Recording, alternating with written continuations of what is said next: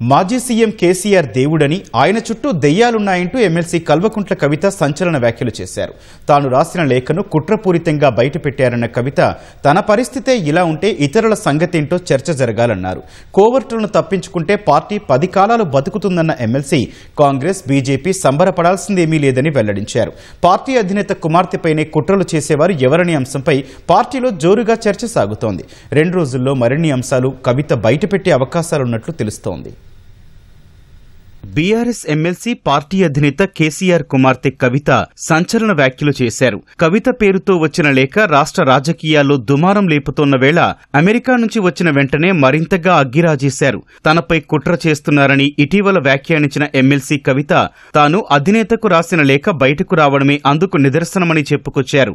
గతంలోనూ ఇలాగే లేఖలు రాసినట్లు వెల్లడించిన కవిత పార్టీలో అందరూ అనుకుంటున్నదే తప్ప తన వ్యక్తిగత ఎజెండా లేఖలో లేదని స్పష్టం చేశారు. చెప్పదలుచుకున్నది ఒకటే, 2 వారాల క్రితం నేను గౌరవనీయులు పెద్దలు కేసీఆర్ గారికి ఒక లేఖ రాయడం జరిగింది. నేను ఈ విధంగా కేసీఆర్ గారికి ఇదివరకు కూడా నా ఒపీనియన్స్ ఎప్పుడున్నా కూడా లేఖ ద్వారా చెప్పడం జరిగింది. అయితే ఈసారి నేను మొన్ననే చెప్పుకున్నాను, కుట్రలు కుతంత్రాలు జరుగుతూ ఉన్నాయని.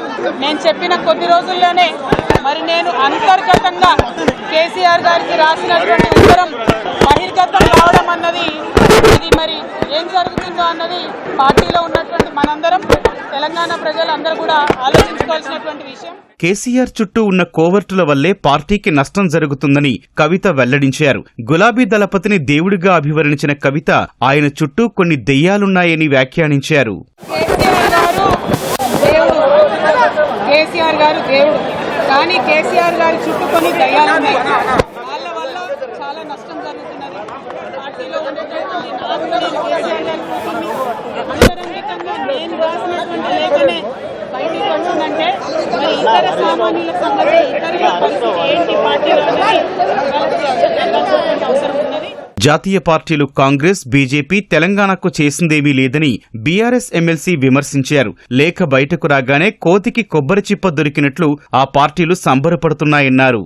ఏదో బీఆర్ఎస్ పార్టీ ఆగమైంది, కేసీఆర్ గారికి అంత సీన్ లేదు. మా నాయకుడు కేసీఆర్ గారే, కేసీఆర్ గారి నాయకత్వంలోనే తెలంగాణ బాగుపడుతుంది, ముందుకు పోతుంది. అందులో ఎటువంటి అనుమానం లేదు. కేసీఆర్ గారి నాయకత్వంలోనే బీఆర్ఎస్ పార్టీ కూడా ముందుకెళ్తుందని చెప్పి నేను బలంగా పార్టీలో ఉన్నటువంటి చిన్న చిన్న లోపాలను డిస్కస్ చేసుకొని సవరించుకొని కోట్లను పక్కకు జరుపుకుంటూ ముందుకు పోతే పార్టీ 10 కాలాల పాటు చల్లగుంటదనేటటువంటి నా భావన.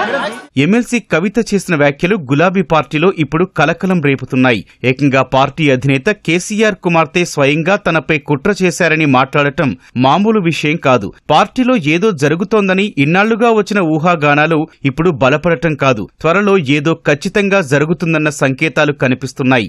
దెయ్యాలు, కుట్ర అంటూ కవిత చేసిన వ్యాఖ్యలు ఎవరిని ఉద్దేశించినవని పార్టీ నేతలు చెవులు కొరుక్కుంటున్నారు. కేసీఆర్ కుమార్తెపై కుట్ర చేసే అవసరం ఎవరికుంటుంది? పరిస్థితులు అంత దూరం ఎందుకొచ్చాయి? ఇలా ప్రశ్నలు లేవనెత్తుతున్నాయి. 2-3 రోజుల్లోనే కవిత మరోమారు మీడియా ముందుకొచ్చి మరిన్ని అంశాలను బయటపెట్టే అవకాశాలున్నాయని అనుచరులు చెబుతున్నారు.